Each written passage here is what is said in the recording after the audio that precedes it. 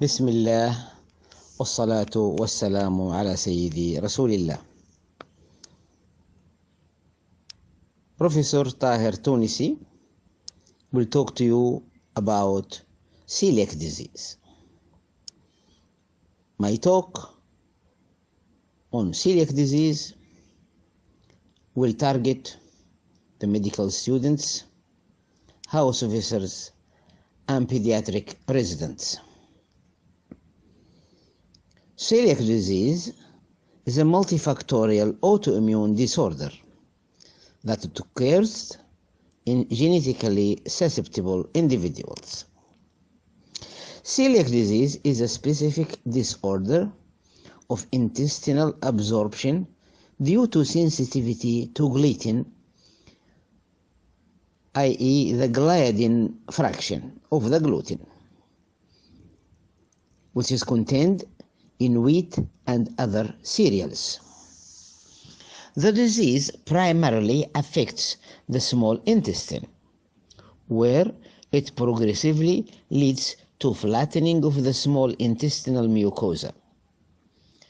3 cereals contain gluten and are toxic for patients with celiac disease: wheat, rye, and barley.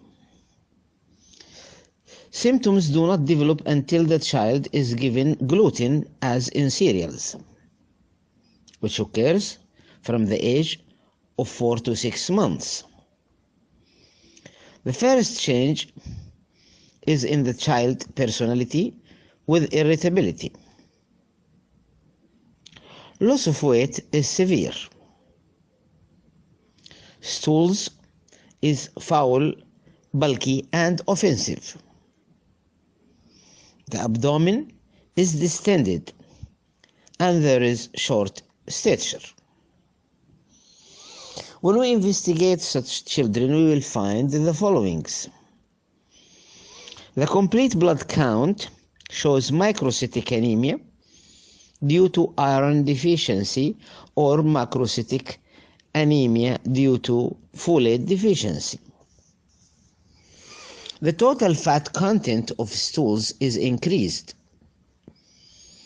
Barium follow-through shows clumping of the barium. The jejunal biopsy shows the followings: subtotal villus atrophy, deepening of the crypts, and plasma cells and lymphocytic infiltration. Serological tests: there are 2 classes of antibodies in untreated celiac disease. Antibodies directed against a fragment of gluten called gliadin, and antibodies directed against some tissue in the body itself, the endomysial and the reticulin.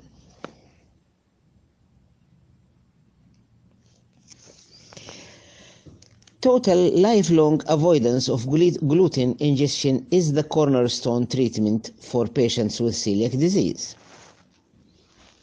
Wheat, rye, and barley are the grains that contains toxic peptides. They should be eliminated as completely as possible, although daily intake doses larger than 10 milligrams are likely needed to cause mucosal reaction. Gastrointestinal symptoms in patients with symptomatic celiac disease who adhere to a gluten-free diet typically resolve within a few weeks.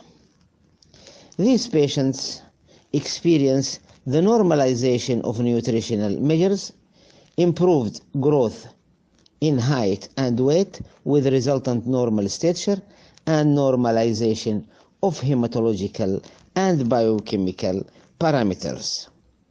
Thank you very much.